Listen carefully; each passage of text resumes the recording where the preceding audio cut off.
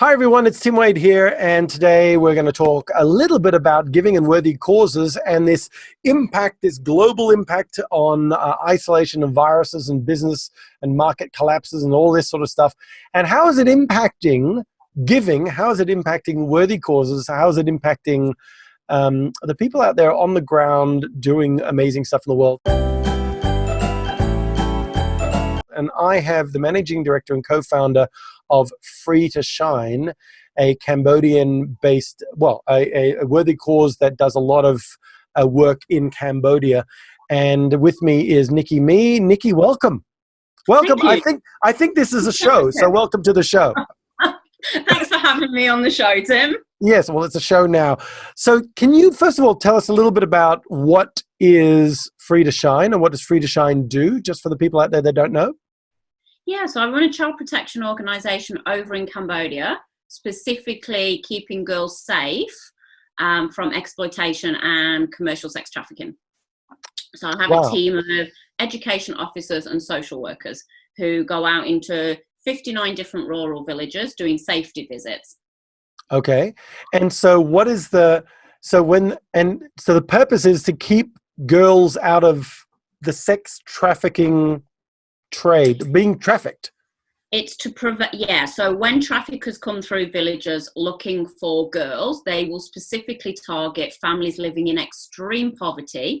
And one of the ways that they can identify a family who are most likely to take the risk of letting their child go for a fake job offer is for them to find girls who are not in school.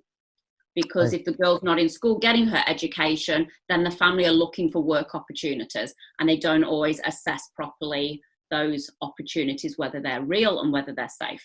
Wow.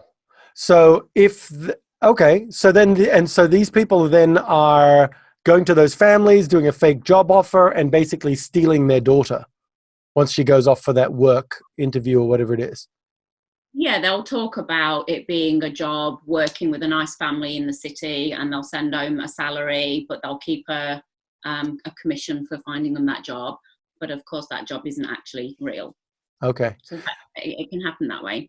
It can also happen by the family sending girls off to workplaces that are unsafe, and then when that workplace when that work is no longer viable and isn't working, and they move on to the next one and the next one, and they move from unsafe to unsafe environment, then they're on the fringes of the sex industry, which might be karaoke bars, massage parlors, beer gardens, and then they're not earning enough money and they're offered to do sex work. So sometimes it can work that way. So it depends on the age of the child and the situation of the family. Wow. That's amazing work that you're doing. And so how many girls do you look after, or how many girls have you helped get back into school? In total, over 750. Wow.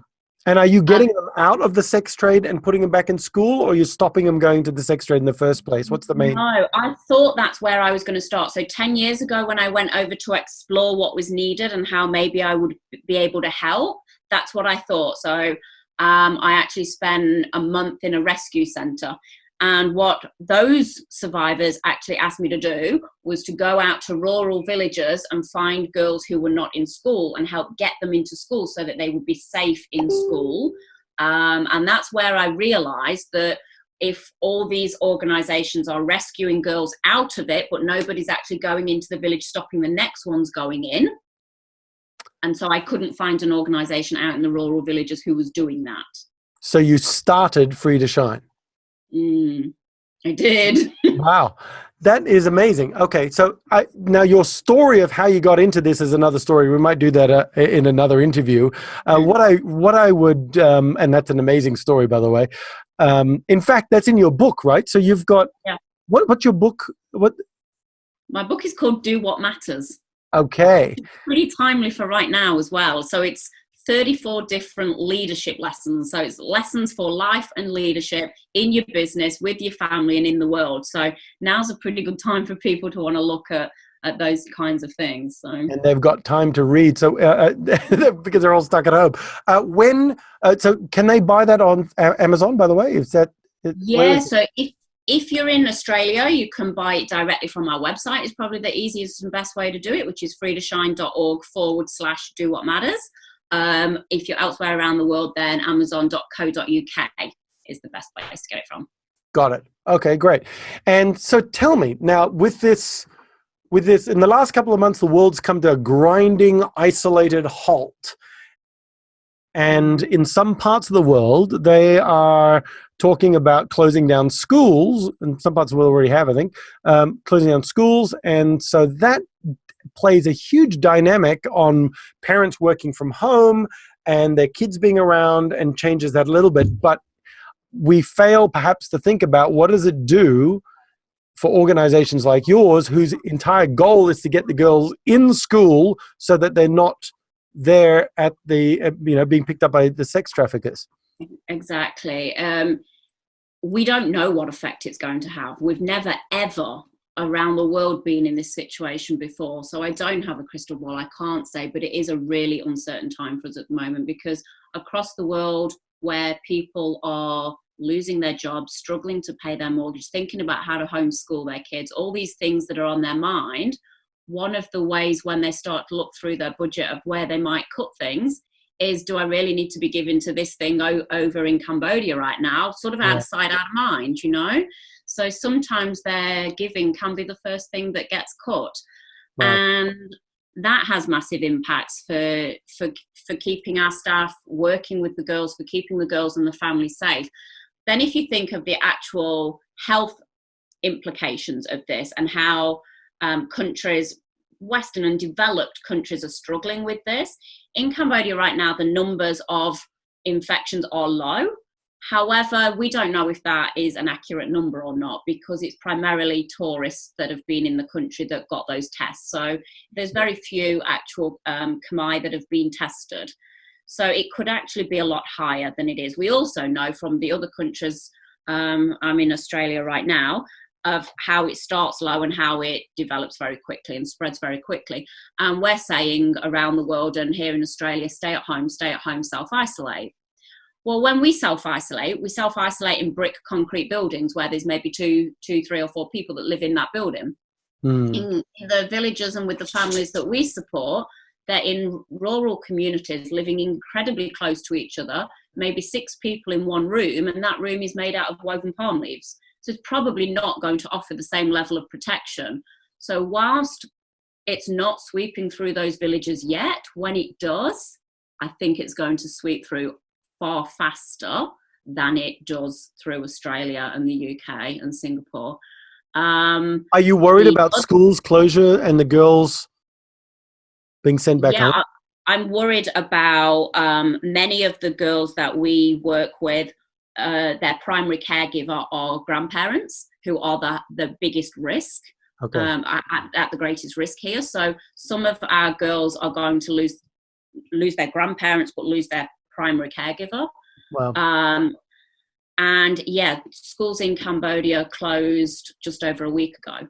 Oh, wow. So it's already happened. It's already happened. So schools in Siem Reap City closed first 2 weeks ago. Then schools in Phnom Penh closed, and then the next day schools right across the country closed, because whilst they don't believe that children will get particularly sick from it, they're likely to get it at school and give it to their grandparents. Fair enough. So in an effort to protect. So then our safety visits became really, really important, like critically important, as you said. So it's so important that we do that, but then the whole self-isolation, stay at home applies to workplaces too. So we were actually stopped on Monday, 2 days ago. We were stopped 2 days ago from going out conducting our safety visits. So the girls have been without safety visits for 48 hours. That's only ever happened once in the history of Free to Shine, and 59 girls were lost in that time. And it took us 12 months to locate and ascertain the safety of those 59 girls. So, and we only actually managed to find and ascertain the safety of 57. Wow. So this right now is an incredibly scary time for the families that we work with. At the moment, staff are conducting phone call checks with them. So the girls and families that we work with don't have phones, but we always have a phone number for somebody in the village who can take the phone near to them, and we can have a conversation with them. But we can't actually go and give practical and tangible support right now. Wow. So I'm hoping we're able to get out there pretty quickly, but it doesn't look like we're going to be able to. So what I have to hope really is that Cambodia goes on lockdown very quickly, because providing nobody's coming in and out of those villages, it will be okay. So the traffickers will be locked out as well. Yeah, exactly. Yeah. So, and are you noticing the funding that you're getting from givers is, I mean, you mentioned that that's one of the discretionary expenses that people might be looking at cutting. Are you noticing that in your organization that has dropped in the last month? I think we've only really noticed people becoming unemployed since Friday afternoon when the schools closed in England, and then Sunday a lot of announcements were made, and Monday and last night. So I think people have literally started losing their jobs in the last 48 hours. So I think you haven't felt it from a financial perspective yet, but you're expecting it to happen. Yet. Yeah, and I don't know whether we're going to take a 10% hit, a 50%, a 70%. I don't know. Wow. And we've got to try to plan for that. Yep. Yeah.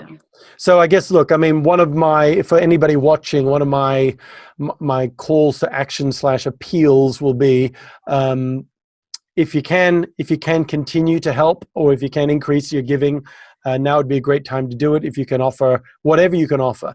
And some of the giving that we do is through B1G1, and Free to Shine is one of the worthy causes on the B1G1 platform. So you can always connect with b1g1.com and become a member there, or directly through Free to Shine, presumably. So you can just go straight to shine.org. And then there's a donate page, /donate, or there's a donate button when you get there. Yeah. Brilliant.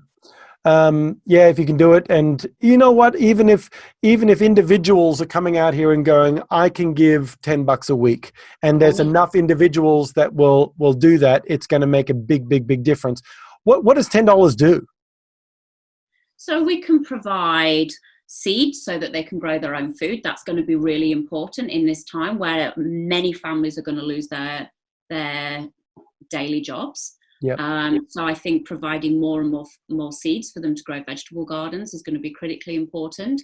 Access to safe drinking water. They're going to need water filters. Yep. And the safety visits. We need to be making sure that the children are safe. So we need education officers and social workers checking in with them. Hopefully that will be in person, but if it cannot be in person for a short period of time, it's going to have to be phone calls. It's too important for it to not happen. So if we're not able to keep our staff, we're not going to be able to keep that. So if you don't mind me asking, how much would a caseworker or social worker cost a day to keep them employed and working?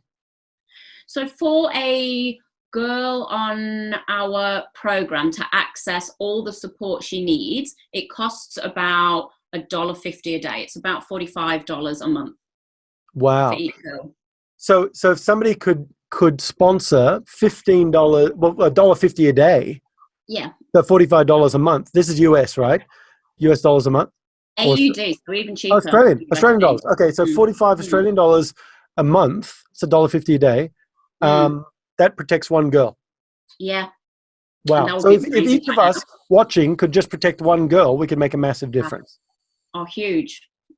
Yeah, because the I guess the challenge here is, and I don't know what my call to action is apart from, can individuals make a difference here? Because some of the businesses are going to be cutting some of these costs as well. So if whoever's watching can go, you know what, I can do that. Let's keep a girl safe. Yeah. Even if they're in a position where they don't know if they can do it long term, we know we're going to have some sponsors that can't afford to maintain their sponsorship. If somebody wanted to jump in and say that person's got to stop theirs, but I'll take it over for 6 months, even that. Yeah. So 6-month commitment, which is like less than $300. It's like about $270. So over 6 months. That's amazing. Okay, so great. Look, Nicky, I know you have to go to our next meeting, and thank you so much for being here and sharing your time with us. Show, Tim. Yeah, you're welcome. Yeah, we have a show. Okay, so all the best. I hope some positivity comes out of this, and thank you for doing what you're doing on behalf of everybody. So yeah, good luck. Thanks, Nicky. You. Thanks, Tim. I'll talk to you soon. Bye, guys. And everybody watching, click buttons, make a decision, help out if you can. Like Nicky said, even if it's just for 6 months, $270 is going to make a massive difference. So if you could, that'd be great. Okay. If they're interested in doing that, it's freetoshine.org/sponsor. There you go. Perfect. Thank you so much, Tim. Bye. Bye-bye.